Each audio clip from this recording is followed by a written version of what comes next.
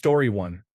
A Pyrrhic victory is a success that comes at such a devastating cost that it is practically a defeat, often leaving the victor in a worse position than before.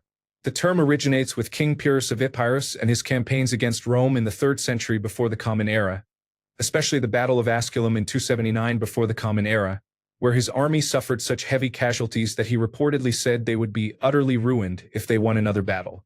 Story 2. How can you not cite the First French Republic and the later French Empire? It took 7 coalitions, each comprising most of Europe, over 20 years to defeat them, while they managed internal instability, produced significant cultural and scientific achievements, and established national and international standards still in use today. Story 3. Italy in World War II, not because of how they performed, but because they escaped many of the consequences that befell the other Axis powers. Story 4. Geronimo was captured after 30 years and the efforts of hundreds of troops who pursued him and his ragtag band of Apaches. Story 5. Finland fought in the Winter War against Russia. Finland lost, but Russia paid a heavy price. Story 6.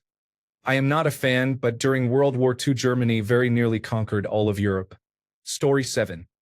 The Zulu in the Anglo-Zulu War were never going to win, but in one battle a group of warriors armed primarily with shields and spears defeated a British Imperial force equipped with rifles and rockets. Story 8. Australia versus the Emus.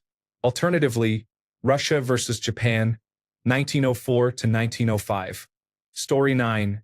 Japan in World War II punched far above its weight. Had it not attacked the United States, it could have been a superpower to this day. Story 10. Paraguay, in the War of the Triple Alliance, single-handedly fought the forces of half of South America. Story 11. Pepsi competed in the Cola Wars. Put up a valiant fight but could not compete with Coca-Cola. Story 12. From far back in time, the Yorkists. From our time, perhaps the Finns in the Winter War. Story 13.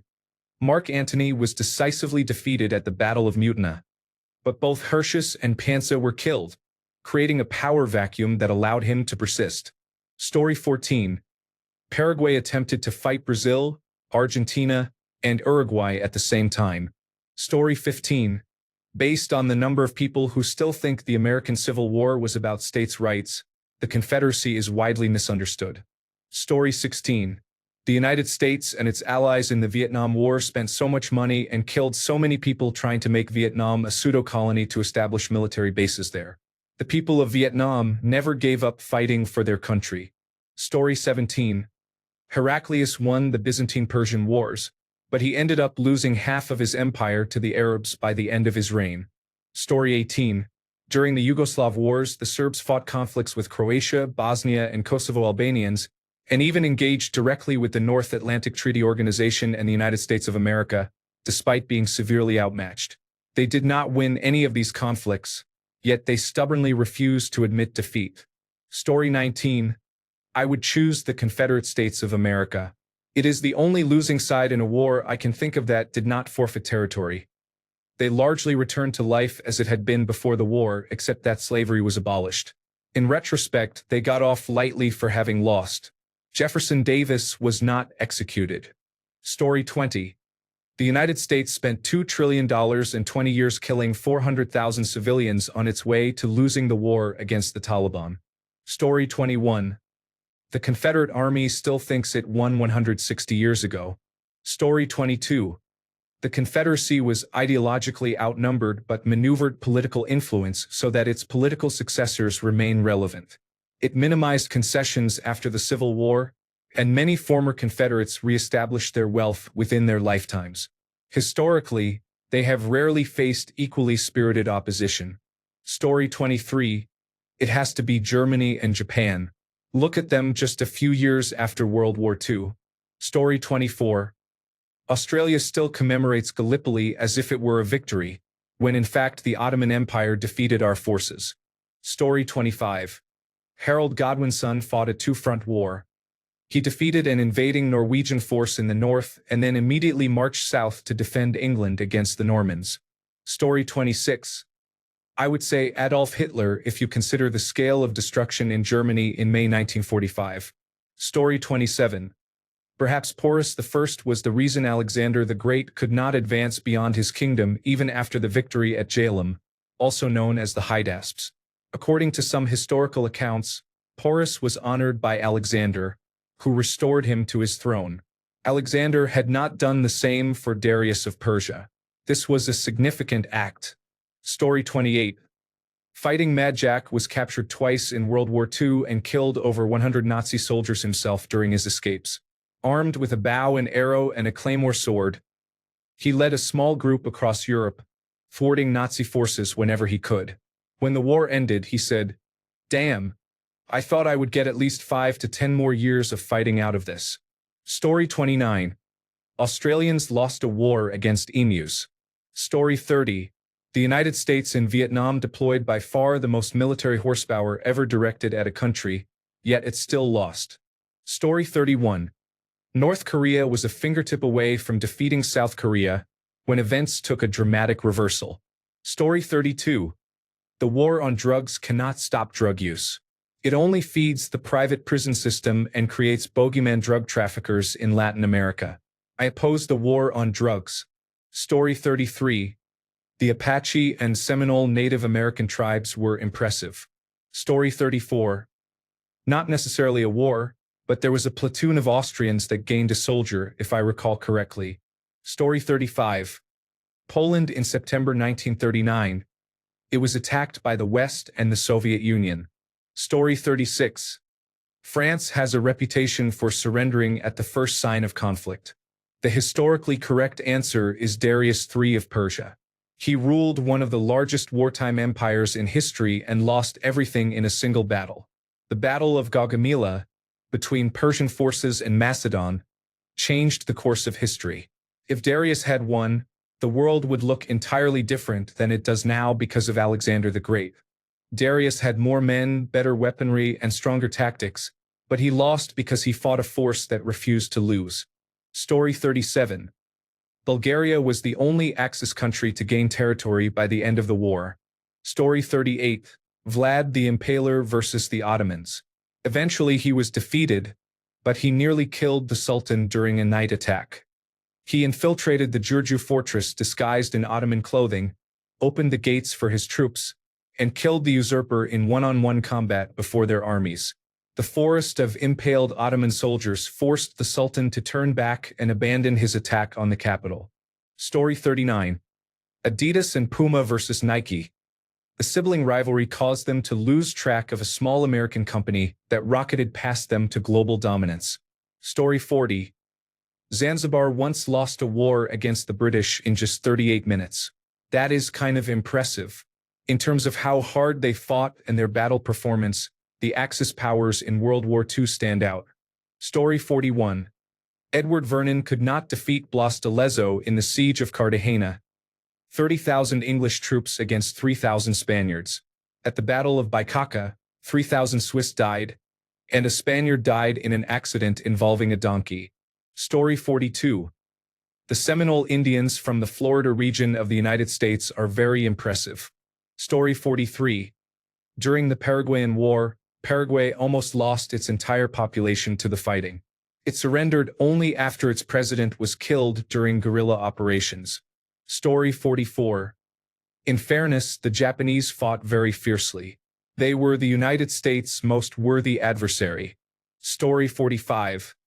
The 300 Spartans fought off a force many times their size. They fought so well that people forget the thousands of allies who died with them. Story 46. Nintendo lost the console war in the GameCube generation against the PlayStation 2 and Xbox. They started strong but ultimately lost the generation with the Wii to the Xbox 360 and the PlayStation 3. The one that really hurts is the Wii U. They lost that generation badly. Still, they made sure the experience for owners was great. Mario Kart 8, The Legend of Zelda, The Wind Waker High Definition Remaster, Super Smash Bros. 4, and the wonderful 101 are among the standout titles. The Wii U's Virtual Console finally received Earthbound and Earthbound Beginnings, a major win for gaming localization because it demonstrated how a passionate fanbase can influence official translations. The head of Nintendo even took a salary cut to retain employees, and the company produced great products with the additional staff. Then the Nintendo Switch became a breakout hit, so Nintendo is no longer on the losing side, but the point still stands. Story 47. Finland lost 2 rounds, fair and square, and faced the consequences the second time. We paid back our war reparations to the Union of Soviet Socialist Republics very quickly. Story 48. Napoleon during the War of the Sixth Coalition. Napoleon was so brilliant during this war that the strategy, "do not fight Napoleon under any circumstances," was employed. The war also produced the Six-Day Campaign. Napoleon's back was against the wall.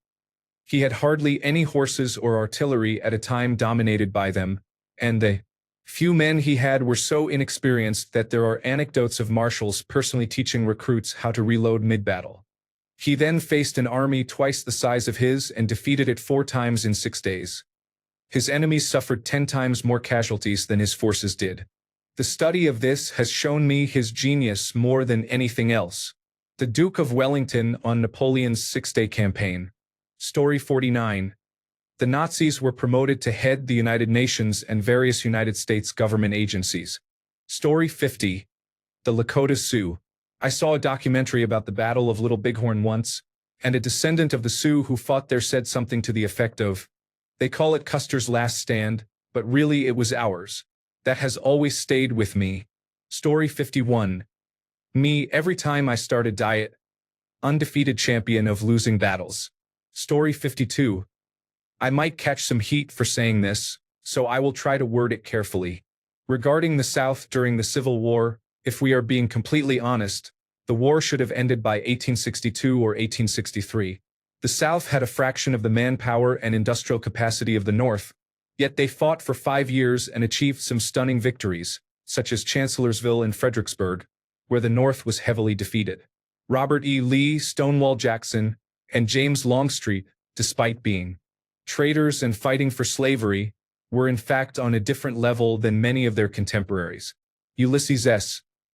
Grant and William Tecumseh Sherman were exceptions and pioneers of modern warfare, but the fact that Lee and his armies not only defeated more numerous and better equipped northern forces but also went on the offensive and invaded northern states is impressive purely from an unbiased military perspective.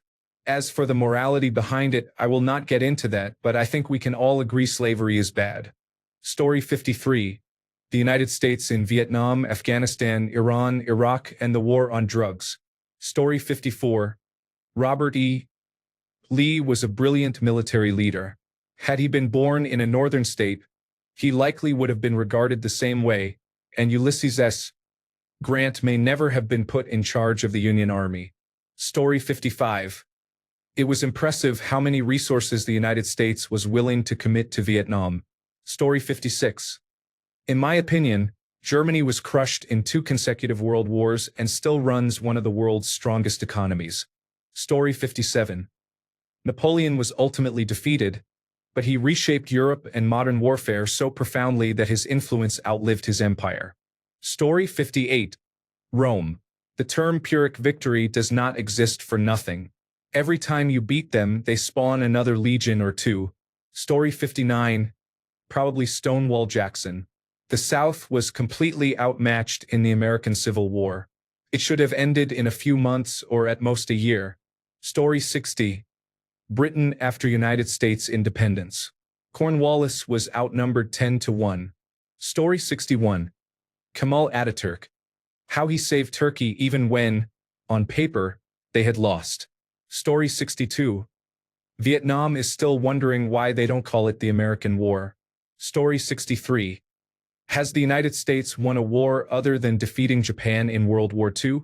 They belatedly joined the Allies to help win in Europe as well. But before that, or since, have they won any others? Story 64. Finland fought in the Winter War and the Continuation War, which took place alongside World War II. Finnish forces fought fiercely, resulting in hundreds of thousands of Soviet deaths. Stalin had to scale back his ambitions to fully annex Finland. Story 65. China's invasion attempt at the Battle of Guningtou in 1949 was one of the greatest military failures in history. They tried to invade Kinmen with thousands of troops in fishing boats, and everything went against them. A supply ship blew up and lit up the entire bay, destroying any chance of surprise. The tide went out too fast and stranded hundreds of their boats on sandbars. Some boats even broke apart before they could reach shore.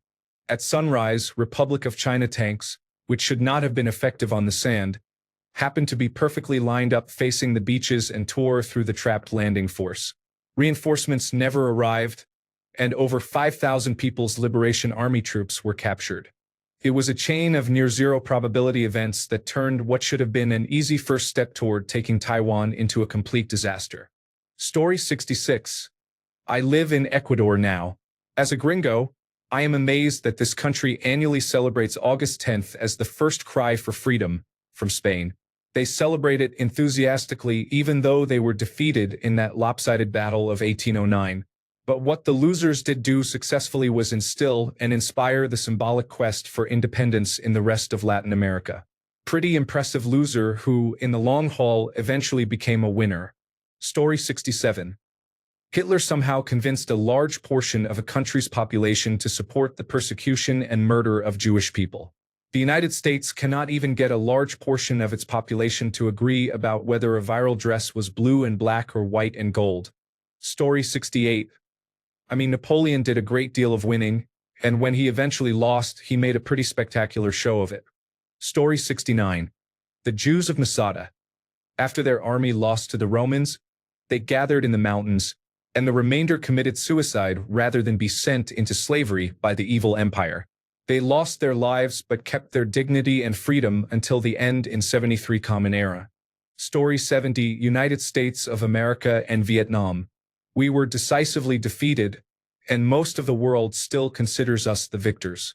Propaganda is a powerful force. Story 71. Sorry, I cannot assist with content that attacks a protected group.